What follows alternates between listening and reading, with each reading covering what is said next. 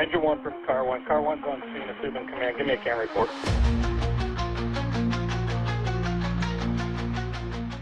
What's going on, everybody? This is Mike Goldstein, Stickers of the CAN Report.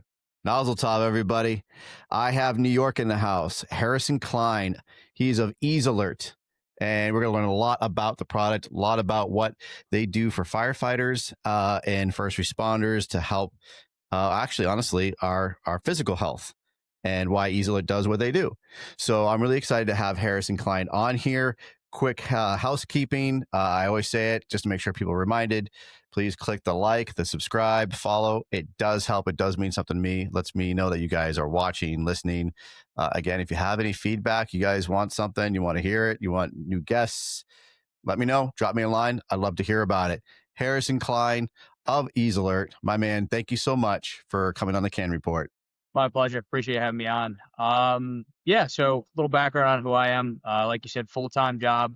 Right now, the director of sales at EaseAlert. We'll definitely jump into that a little more as we kind of progress. Outside of that, I'm located in a small department about 40 minutes northwest of Manhattan, New City Fire Engine Company. Gotta give that subtle plug. Also, in EMS as well. Not as fun, but 10 years in the fire service, about 11 or 12 in EMS, small, aggressive volunteer department outside New York. So it was kind of how long-term roundabout got connected to you guys through a mutual friend of ours, and excited to be here. I'm happy to have you, man. I'm happy for actually to learn a lot about it. It's a product I don't know a lot about, and I'm hoping that we can spread the good word of what EaseAlert does for all of us. Marty Cornelison from California, he's the one that connected us. So thank you very much, Marty, for sending Harrison my way. It's really a great way to connect. I love this networking thing that everybody's doing to help others. And I love that we can all talk about the same thing, to helping others, helping departments, and sharing that knowledge and not hoarding it. So, Harrison, so you're up from New York, I should say down for me in New York. And man, you're pretty young, dude. How old are you? 27. 27. And you are the marketing director for EaseAlert? Director of sales. Yeah. Director of sales. Good for you, my man. That's awesome. Yeah. And you do firefighting on the side. So, were you a firefighter before you started EaseAlert, or were you EaseAlert and then moved into firefighting? So, like I said, been in the fire service where I'm at 10 years now, as of this past May. So I was long before kind of got to EaseAlert. Bounced around through some sales jobs after college. Always kept track of the guys at EaseAlert. One of the co-founders and I were in mechanical engineering school at the University of Florida together. So kept some tabs on them. Wound up taking a unexpected exit from an existing sales job. Happened to reach out to Blake Richardson, our current CEO and one of the other founders, see if they had anything open. Quickly kind of morphed into the role I'm in now, overseeing sales at this point globally, managing a small team of our sales reps.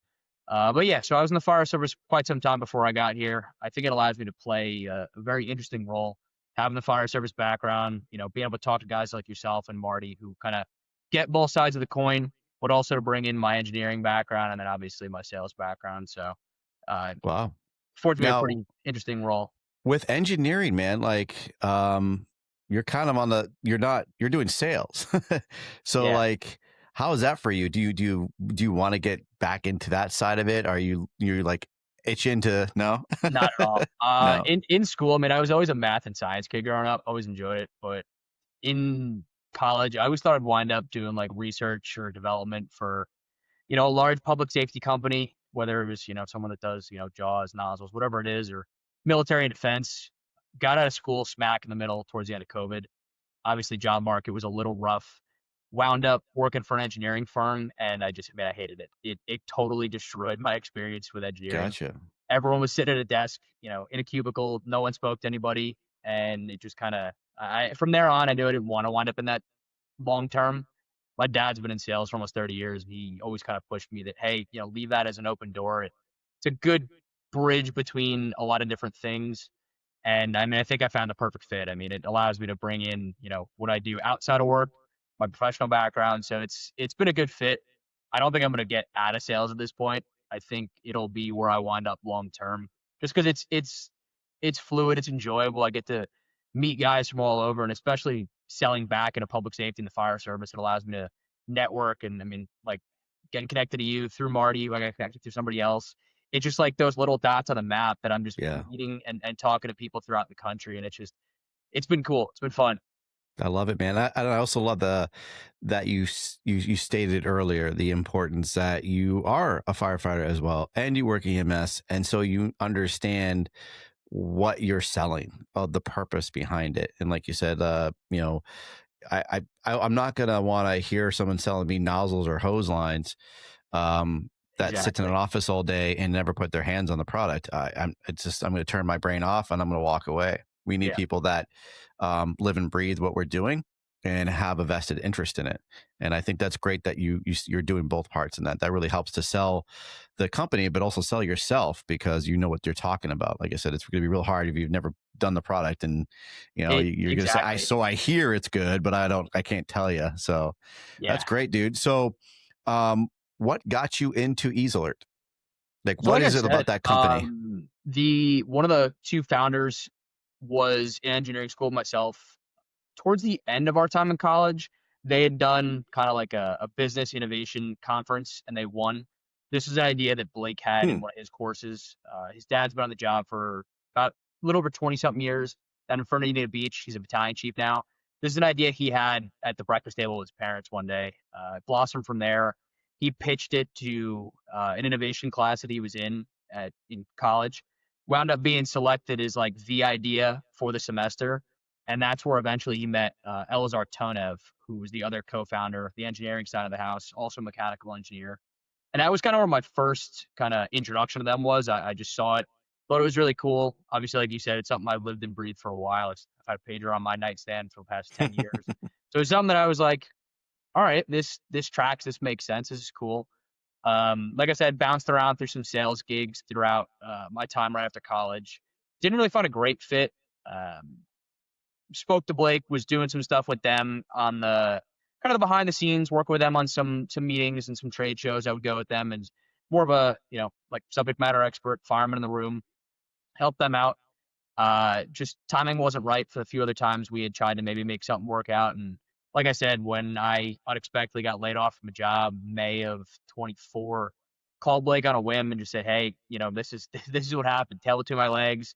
Was 2 weeks out from closing on a mortgage. I was like, hey man, I'm in a bad way." And thankfully, they were looking for somebody to help get their sales team up and running, and that's kind of where I jumped in. Quickly grew sales team. We were working with some outside people, some internal people, but that was kind of how I got to them. And like you said, it's now. I mean, it's been almost a year and a half now. It's been a ride. Startup world is a fun world to be in, but it's a lot of work. It's busy, but it's fun. How old's the company? Company's been around since about 2019, roughly 6 years. Okay. Been on the market out in the field for almost 5 years now with living breeding product. Great. And so, why did Blake start the product? So you talked about how he came up with the idea. What made him want to come up with this idea? So like I said, his dad's been on the job for over 20 years at that point.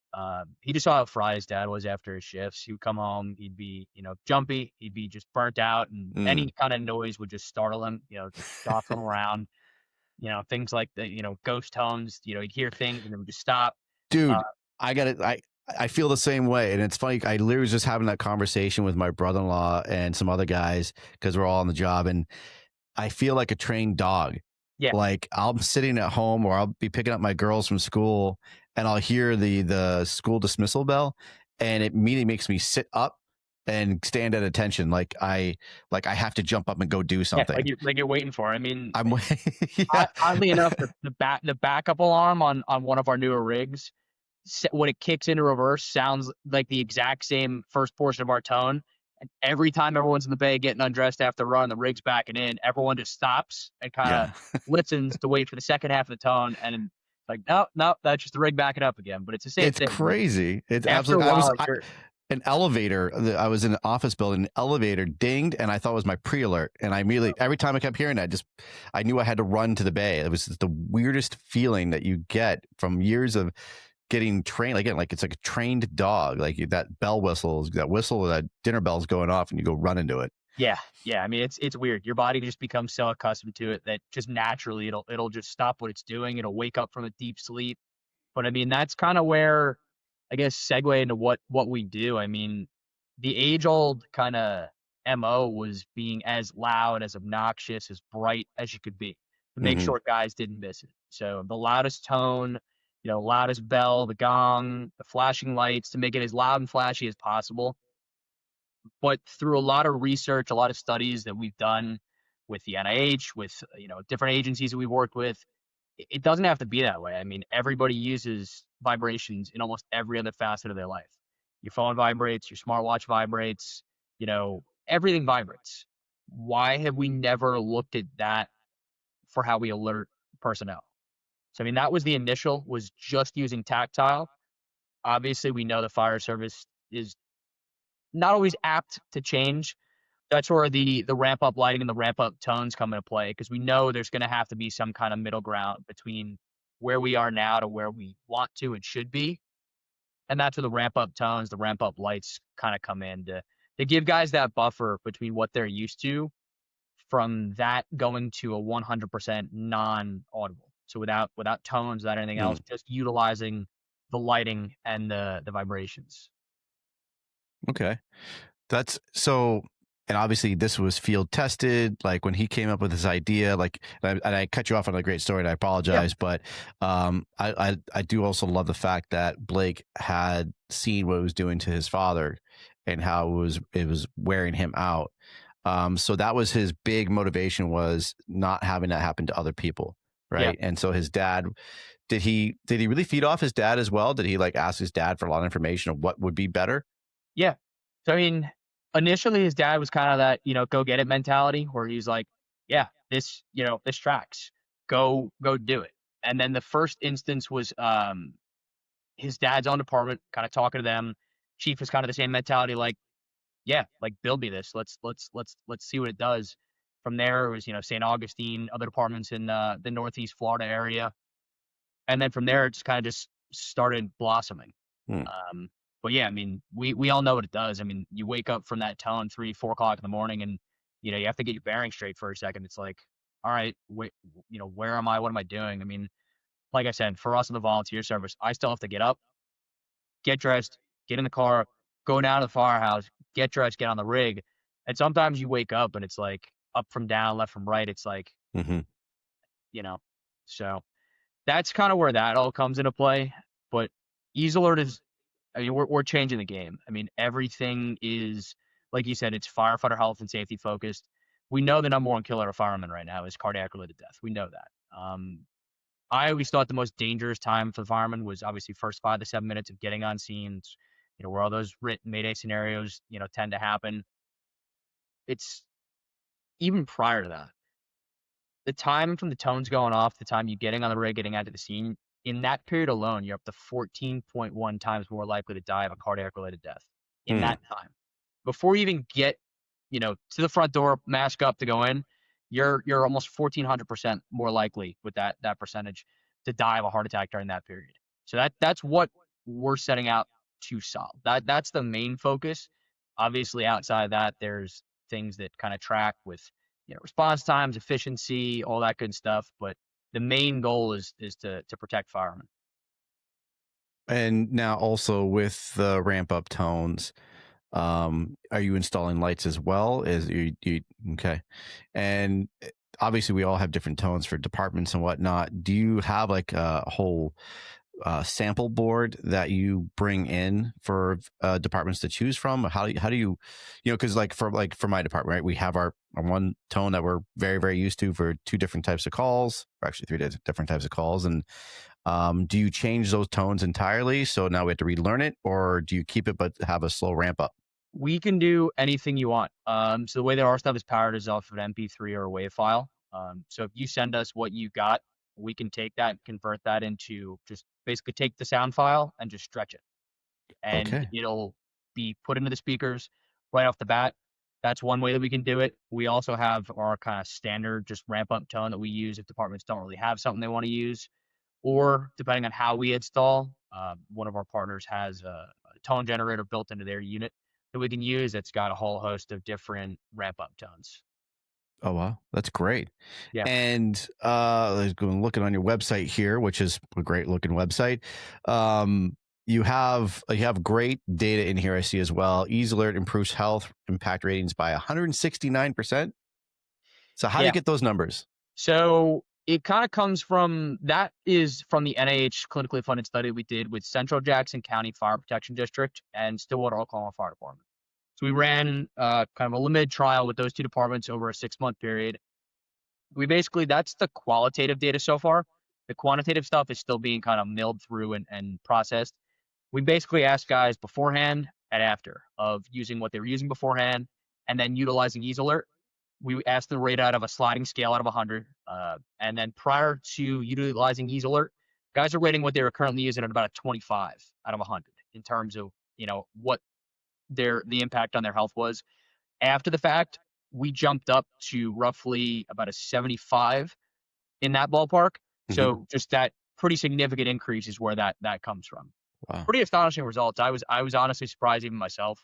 Yeah. Knowing how hard it is to get firemen to adopt change and even agree on things. So the results are pretty astonishing, honestly.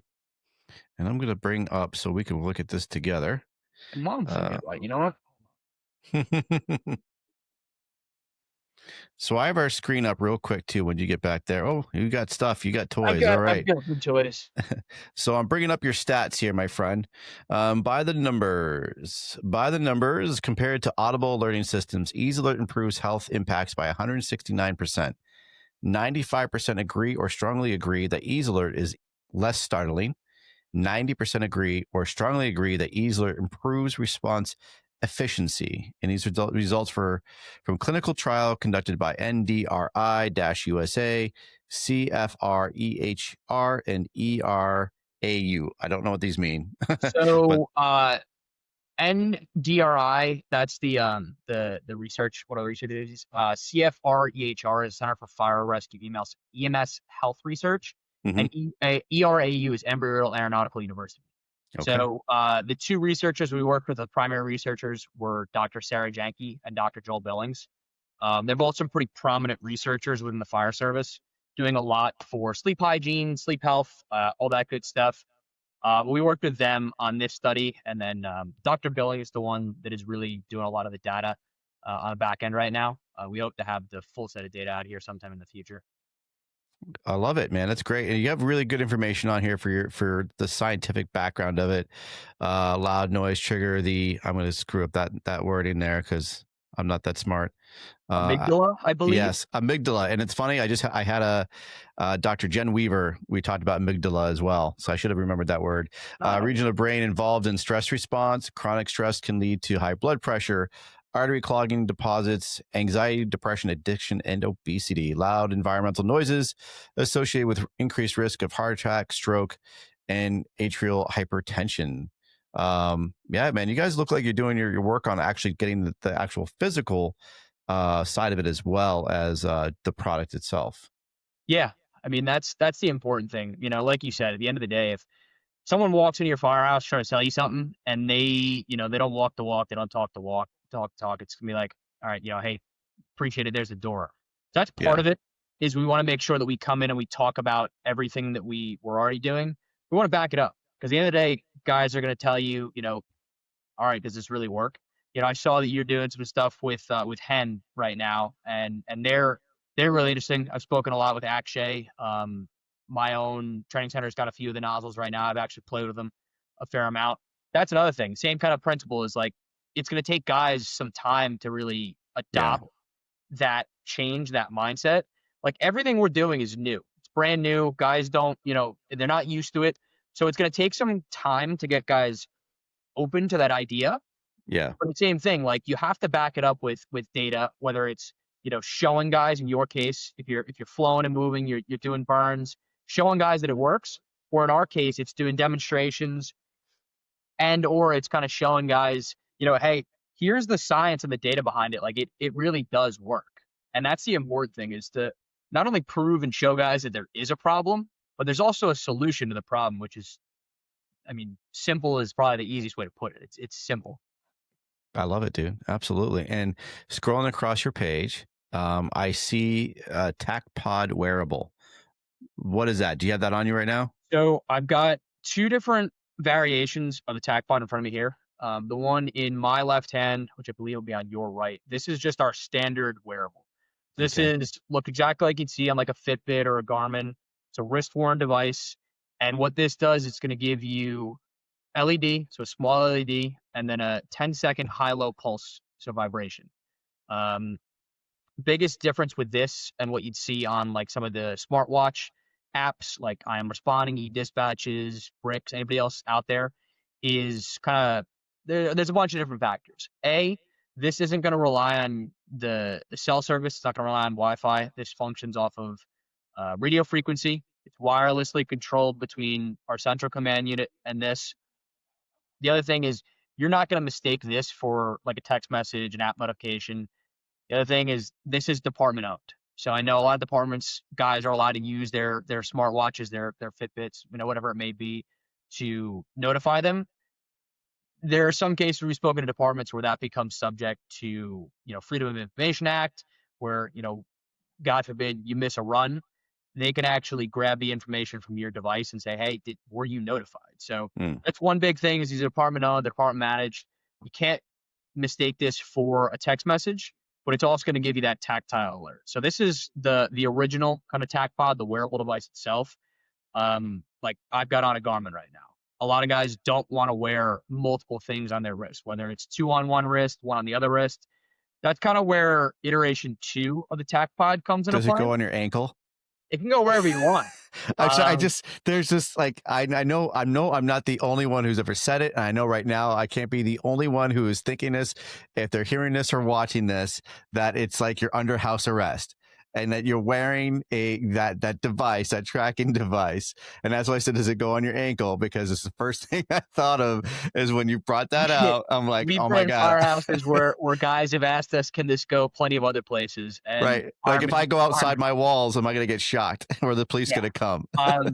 So that exact question is kind of where the second iteration of the TacPod comes into play. All the technology is quite literally, it's this big. That's all it is.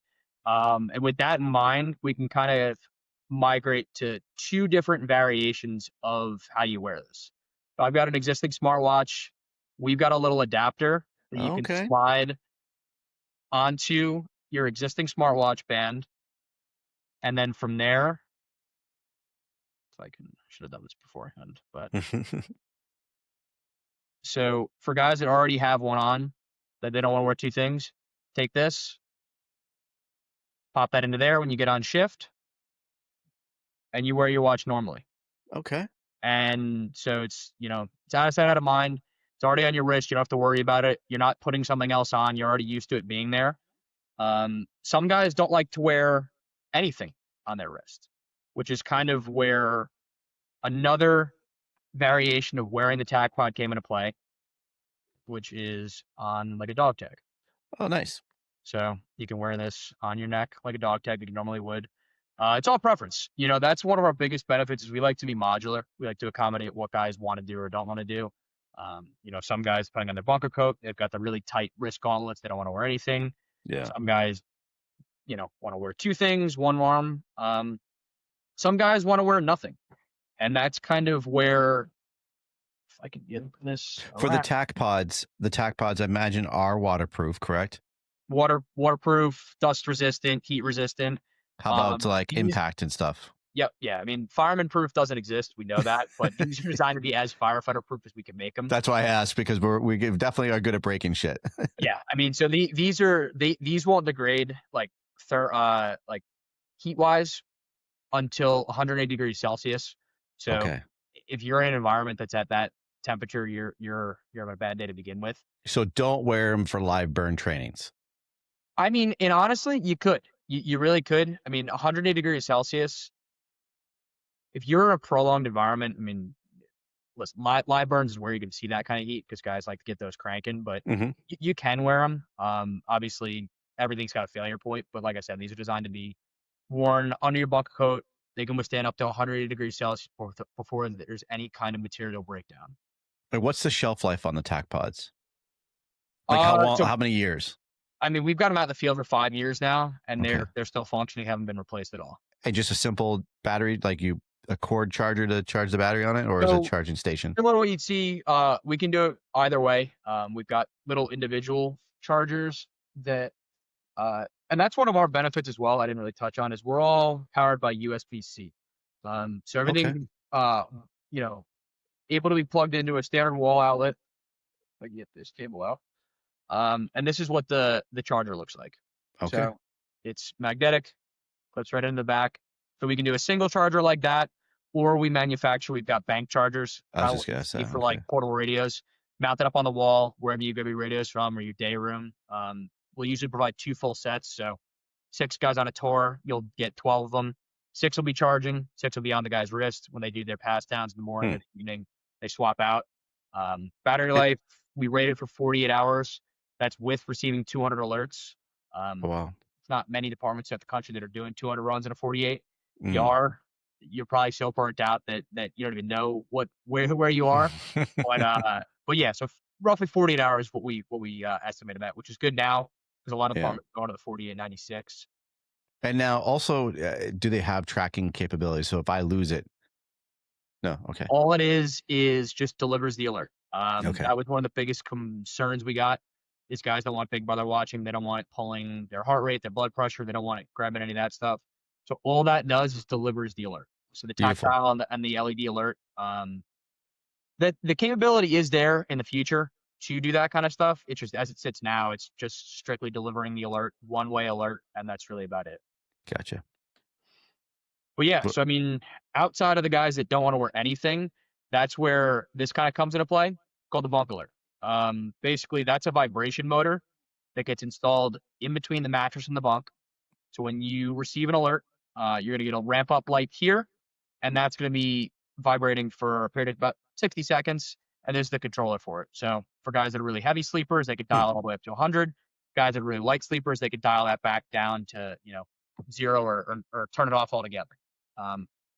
Like we said, we like to be end user customizable so that guys can kind of get anything that they're looking to do and be able to kind of change as they see fit.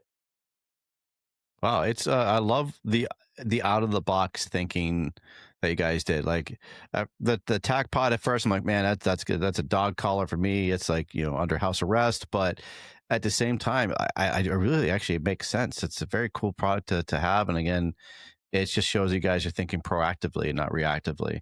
The Bunk Alert, the fire service, right? I like the Bunk Alert, man. That's really cool.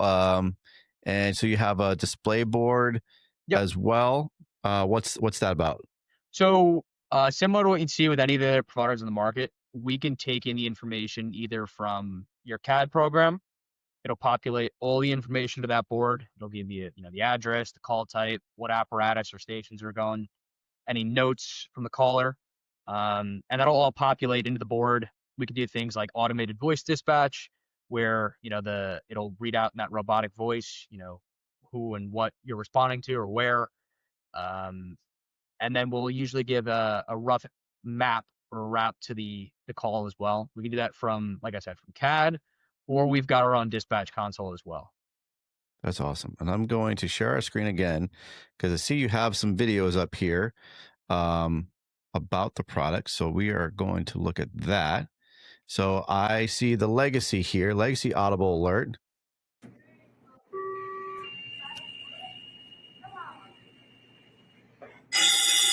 Oh, my Lord.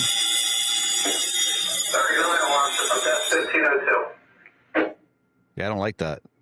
So yeah, that's how it's been done for, 30, 40, 50, 60 years. That's how the loudest and the most obnoxious way possible to make sure guys wake up, which you really don't have to anymore. Yeah. And then we have the TacPods. EaseAlert is a state-of-the-art firefighter alerting system designed to deliver faster, safer alerts to emergency responders with personal alerting devices, wearables, and bedside wake-up devices called Bunk Alerts. By replacing jarring audible alerts with tactile vibrations and visual cues, EaseAlert reduces stress and improves efficiency during alarm response. When a 911 call comes in, EaseAlert Central Command Unit wirelessly activates the EaseAlert devices at the fire station with an encrypted alert signal. Wearables vibrate and bunk alerts shine a red light, shake the bunk, or play heart smart alert tones. In doing so, EaseAlert provides a less stressful and more efficient way for our frontline heroes to respond to an emergency. EaseAlert, faster, safer alarm response.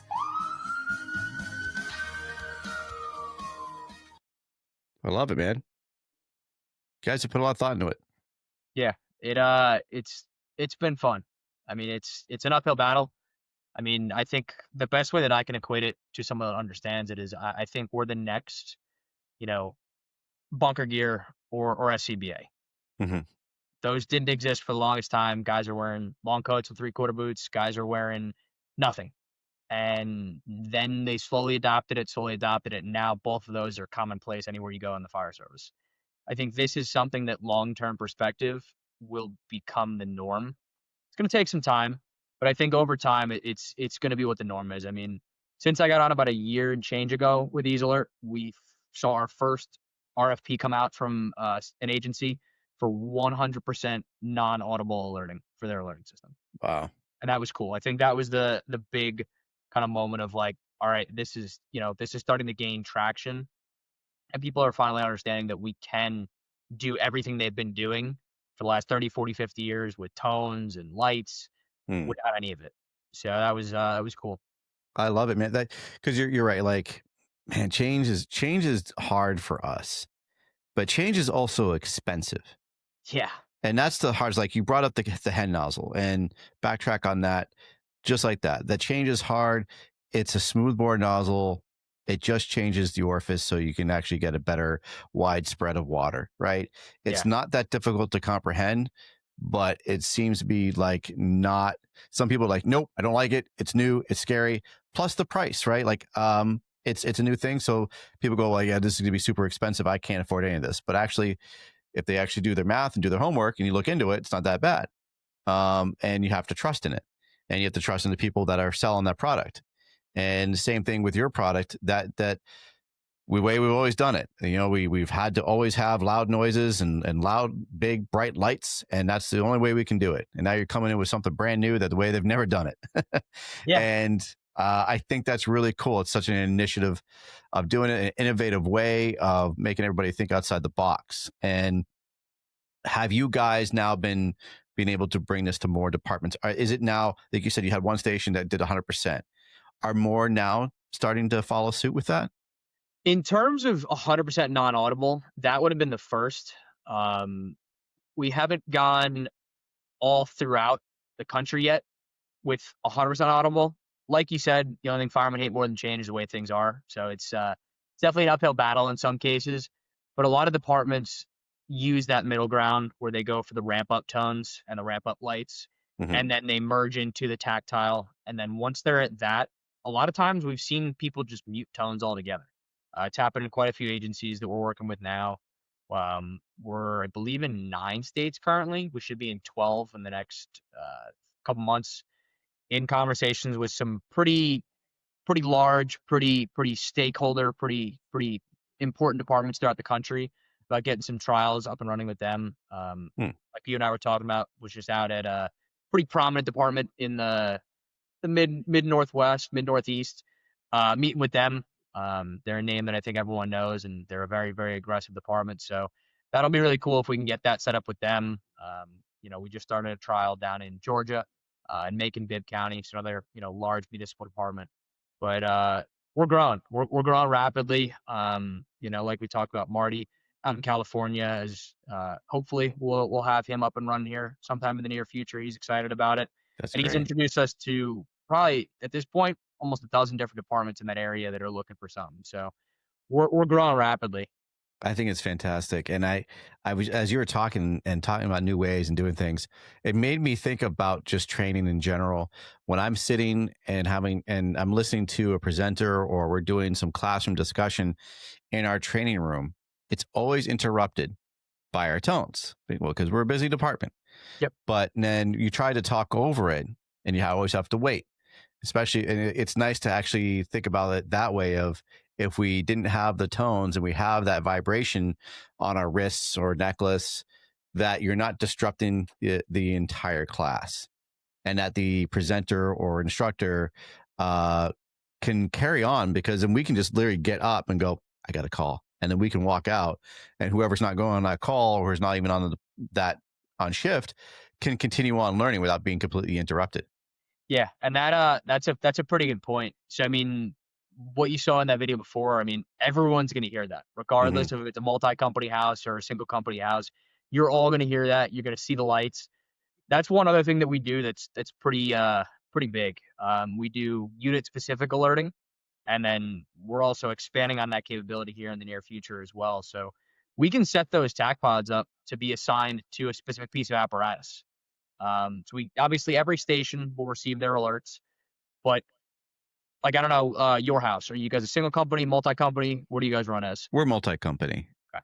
So for example, let's just say we got 12 guys on a tour, 4 for the engine, 4 for the truck, 2 in the chief's car, and then 2 on the rescue. We can set everything up to have different unit specific channels, that as long as there's a way for us to discern that information on the input, whether it's through CAD, through different tones, whatever it might be, you guys could be standing next to each other in that classroom. Your TacPod goes off, the guy next to you doesn't. You go, he doesn't. Same principle at nighttime. Individual bunk rooms are really good. Obviously, we know a lot of firehouses still have common bunk rooms, and that's where this comes into play. That you guys could be sleeping in bunks 3 feet from each other and not even know that the other company's going out, depending on how heavy you sleep. That's the other big thing is obviously we know, if you're on an engine company or an ambulance or a rescue, whatever you call it, in your neck of the woods, you're going out 3, 4, 5 times in the course of, an overnight. Truck company or a rescue or a squad might not go out as much, and they're still getting woken up. And that's, it's only adding fuel to that fire, so to speak, because you're still getting all of the negatives of the wake up, but then you have to force yourself to go back to bed. If I get woken up in the middle of the night, it takes me a while to go back to sleep. That's another thing, is if you don't need to be up, there's no reason that you should be up. No, you're absolutely right. And that's another great thing to talk about, is that just because we didn't go out on a call, we're still waking up. You're still being ripped out of your bed, because I know even if it's not me, I'm right up there. And and that's hard for me at times to remember what tone that just was. I'm up. I stand right up and go, okay, it's not me. And again, like you just said, now I have to try to lay back down, try to calm my heart rate, wait for the lights to shut off as well. And then hopefully I can fall back to sleep, but it'll take you like about another hour. So if like my wife asked me, was it a busy night? No, but the tones kept going off for whatever unit. So I didn't sleep. And and for the people who are listening or watching that are not in maybe the first responder field, I know like sleeping's a luxury, but when you're working 48 hours, you need sleep. 24 hours, you're going to need some sleep. So it's not really a luxury, it's a necessity. And if you can actually stay asleep and be healthy, we all know that sleep is a big thing. And that's what I really do like about the product and about the company, is it's also about the health. It's about our physical health, our cardiac issues, our mental issues, and that strain on our heart is serious. Like I've talked about it before, dude. Like you said, even going at home, the pager goes off. It wakes you out of a solid sleep in your home at 3 a.m. You got to get your clothes on, get out of your house, and then drive to the station, get your bunker gear on. And then boom, all of a sudden, especially the false calls, if it's like, whatever, okay, you guys can stand down.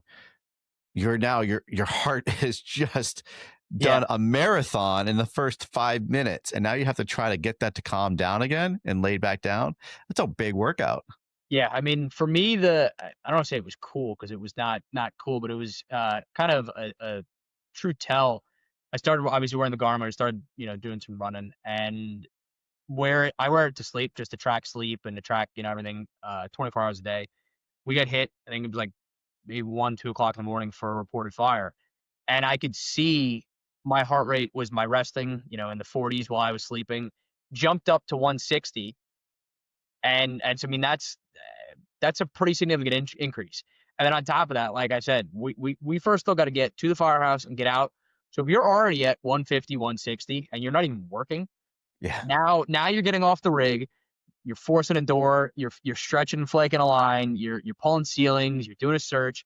Your heart rate's now going from whatever it was where you're already, stressed out in terms of that, and then you're going up again. I mean, that's where we're seeing all of those issues is at a certain point, your heart and your body can't sustain those increased heart rates for such a long period of time. I mean, look, I'm on the volunteer side, you're on the career side. I mean, regardless of such, it's the same It's the issue, same. but the frequency might not be as much on our side of the spectrum. Regardless, it's the same problem. So your heart isn't really designed to go from resting all the way to you're working in that super tight window and then increase from there again. Yeah, they're absolutely right. Do you have, I don't know if you could say, if it's easy to say, we talked about cost. Yeah. Do you have a range at all for what this kind of service would cost? So it's definitely variable. It depends on a lot of factors. The biggest benefit with us is we're 100% wireless. Well, aside from giving power to the device through standard outlets, we're modular. So it's not like when you go, let's say you go and buy a car, you're shoehorned into buying a different package to get, I want a sunroof, or I want, the better speakers. You're shoehorned into buying certain things. With us, it's 100% a la carte. So if you say, hey, I've got, 2 firehouses and I've got 12 personnel across those 2 firehouses, and all I want is TacPods, that's all we give you. We can get into a station, depending on what we're doing, for on the low end, maybe $10,000 to $15,000 on the low end. Obviously, as we add in all of our capabilities, with our things like controllers and bunk alerts and display boards, I mean, the cost goes up and up. But other savings on the back end, you're going to be saving on all your wiring costs. You're not going to have an electrician come in and pull that cable. It can grow with you. So you're not going to have to buy all new hardware every time your department grows. You say, hey, I added another bunk room for one more guy on a shift. Can we get, 1 and 1? Sure. We flash the software. It's done. Obviously, you look at other providers in the market, you're looking at $70,000, $80,000, $100,000 per station. And that's before you even get into the installation with all the wire and stuff on the back end. I don't like to say that we're the budget option, because I always feel like that brings a negative connotation. We're just cost effective. We give you a ton for your money. We give you the ability to build out exactly what you want and have nothing more. We offer tons of different options for software and service on the back end, whether you want, the ability to do full replacement, not do full replacement, not take anything. We like to be pretty fluid. Obviously, we know departments are all operating on different budgets. Every time the budgets in the city get slashed, it's always public safety that always gets, the axe first. So we always try to be conscious in that respect. So we like to be able to get in for, like I said, anywhere from $10,000 to $15,000 on the super, super low end. Obviously, installations have ranged well above, $100,000 if we're doing everything and tons of stations and tons of stuff.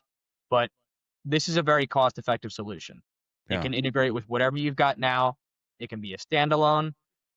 It can activate in tons of different methods. We like to be really, really fluid about what we do. We know the fire service is tough to get into, and we know we want to make it as easy as possible to work with us. That's great. And I imagine, I think it would work that way for grants, correct? Because we're talking about health, we're talking about safety of the firefighters, and just like radios, they're grant funded. So when grants coming up, this is a great product to use for when you're trying to get those grants and make your fire service healthier. Yeah, I mean, the SAFER grant, that window just was probably about a month or 2 ago. I actually just got an email from Motorola about FY25 AFG grants, looking to do that in my own department. But AFG grants, SAFER grants, we've had departments that have submit. We're obviously still waiting for them to hear on that front. But a lot of state and local grants. There's tons of free money out there. You just have to go looking for it. Yeah. And this is something that could be applied across the board to so many different facets of the department. In terms of things looking at accreditations, we've been able to assist departments in getting and maintaining their accreditations. So there's so many different ways you can kind of plug this into and get money from different sources. I love that. I love for the accreditation process too. I think that's actually really smart. And again, proactive thinking of really making yourself look good for those accreditation purposes. Yeah. For anybody looking to get a quote or for you to come down, is there a cost for that? So for you to reach out and get some rough numbers, no cost at all. I can give you my contact information, but reach out Harrison at EaseAlert.com. Visit our website, www.easealert.com. There's a box on there, an option. You can submit your information, kind of what you're looking for, and myself or one of our other sales guys will reach out to you. But no cost associated with that. We definitely are always looking to expand. So if you're in an area of the country where we're not, we're always looking to meet and talk with you guys. So if there's opportunities for us to come out and meet a bunch of departments at once, we'd love to do that. If there's trade shows that you guys host or local firefighting conferences, we always love to try to get out to many of those as we can. We're always at FDIC, but no cost associated to get a quote to speak with us.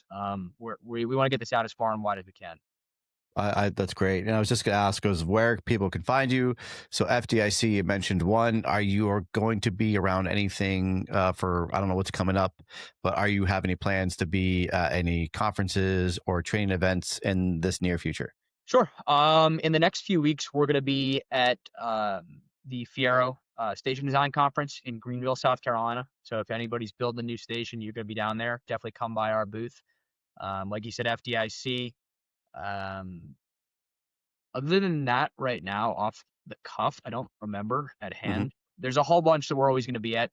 We're very active on social media, on LinkedIn, Facebook, Instagram. So always keep an eye out there at EaseAlert on any of those platforms. Definitely take a look. And we always post where we're headed. So we'd love to meet anybody that's out there. Every time we go to a conference, we always have, all the toys, so to speak. We bring out the demo equipment to get hands-on, touch and feel. So always looking to meet guys out in the field. That was great, man. And you have fire departments using them, and you're receiving good feedback as well. Yeah. I mean, even for me, like you said, it's always tough to break in with new stuff. I mean, I know you're dealing with it now when you go out and do the demos with Hen. Until guys get their hands on this stuff, it's always that apprehensiveness. But we've had really, really, really solid feedback.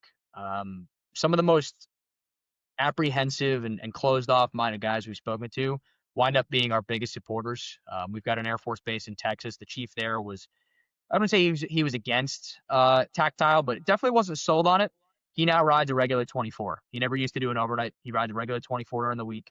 We have plenty of guys that wear white shirts and bugles that ride 24s now because they've got our system. We really have had almost 100% success rate on the trials we've done. Most of the time we get, like I said, when we get people's hands on this stuff, that's it. They're hooked. Department down in Texas within the DoD went from one station and now we're looking to round them out to all 9. We're running some trials throughout the country, but a lot of the times when we do a trial, it usually sticks pretty hard. That's great.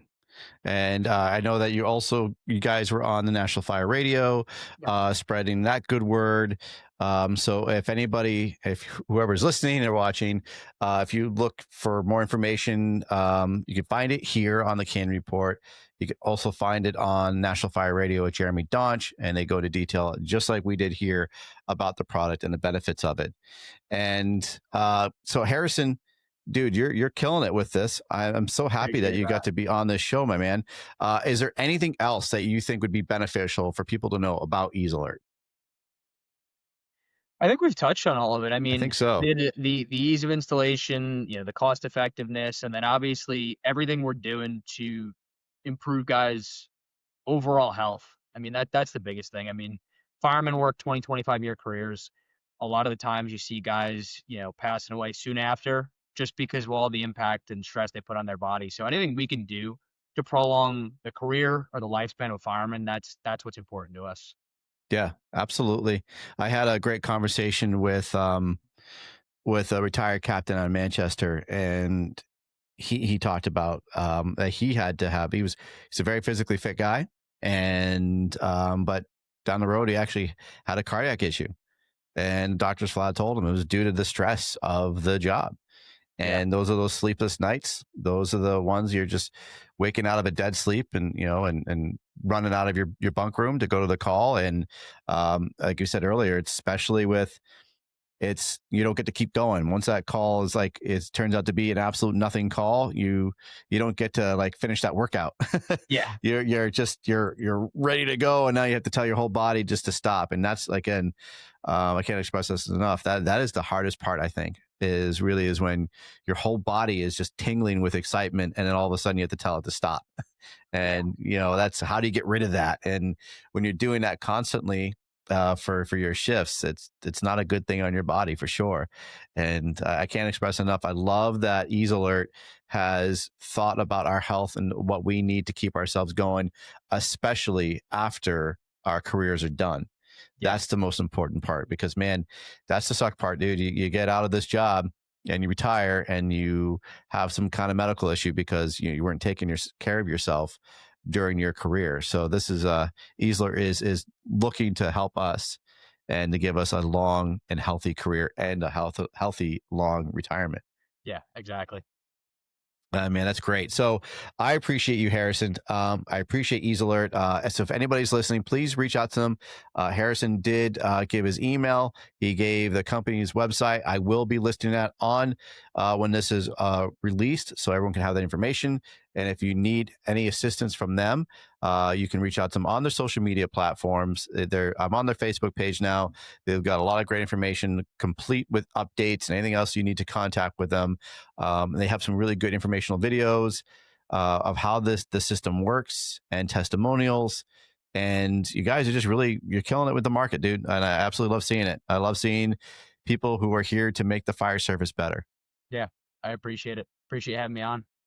Absolutely. I'd love to have you on again, see how the future is growing with EaseAlert, seeing what they're doing, seeing new products come out. This, again, is very forward thinking. I was laughing at first about the TacPods, to be honest with you. I was like, oh my God, I got a dog collar on me. But as I think about it and as we're talking about it, it makes sense. I'm thinking I'm barbecuing or I'm working out and I don't want to have the portable radio. Yeah. If I have music on, I'd love to work out with music on. And I maybe don't hear something. My wrist is going off. I got a call. That's commonplace. The gym, if guys are doing truck checks in the morning, obviously you run saws, you run tools, you flying the aerial, you're not going to hear anything. And all places tool running, dude, especially when you're doing the tools. Absolutely. Yeah. If you've got a parter saw revved out, I mean, even if the tones are sitting right next to you. I mean, happened to me yesterday. I was working at the Cascade, filling some bottles, and I had a radio on me. Didn't even hear the tones come in. Didn't hear it until the whistle went off the firehouse. Yeah, because especially when we're running saws, right? We're wearing ear protection, and we're running saws, right? Yeah, of course we're wearing ear protection. I'm totally wearing ear protection. Yeah, of course. But yeah, you're wearing ear protection. You're running saws in the morning checks. You're checking all those loud tools and everything else. Truck's running. Yeah, and then my wrist is buzzing or my necklace is going off. All right, I got a call. I love that. It's really beneficial. And again, I was kind of scoffing at it first because it just made me think of being under house arrest or being a trained dog, but not having to be anchored down by the radio on my across my body because I'm cooking or I'm working out or some other kind of thing. It's a great tool to have. It's a great resource. Yeah, and anybody who has any doubts, this is the time to educate yourself, to read into the material, ask your questions, ask for a demo. Do you guys do any kind of demos or anything? Yeah, like I said, anywhere that we are in the country, we're more than happy to, if you're local, to connect you to departments that are local to you guys. I mean, the fire service is all word of mouth. Yeah. So like Marty has been singing our praises. We've got guys all throughout the country doing the same thing. So if you're local to any of those departments, more than happy to put you in touch with them, let you go out and see them, talk to them. Obviously, removing us from the equation, letting the product and our guys that are our champions speak for themselves. But we're also at all these conferences. We can do in-person demos. And again, if you've got a bunch of departments in the area that are looking for something like this, we're more than happy to come out and visit you guys. I love it. That is fantastic. Yep. Let the product speak for itself. And absolutely. It's just like with any other kind of product that we have out there that's hitting the market, let the firefighters get their hands on it, let them work out the kinks and let them actually sell it for you because, that's how it's going to work the best. They're going to tell you the truth, whether it works or doesn't work. So absolutely. Harrison, thank you so much. I appreciate you being on the C.A.N Report. I appreciate all you guys listening. And Harrison, since you are my Jewish brother, I want you to say it with me. When I had my programs, I always say Nozzle Top. So since we are brothers, I want you to say it with me. You ready? Yep. Y'all stay safe. Nozzle Top. Love it. Thank you so much, Harrison. Y'all Thanks, take Mike. care. Be safe. We'll talk to you later.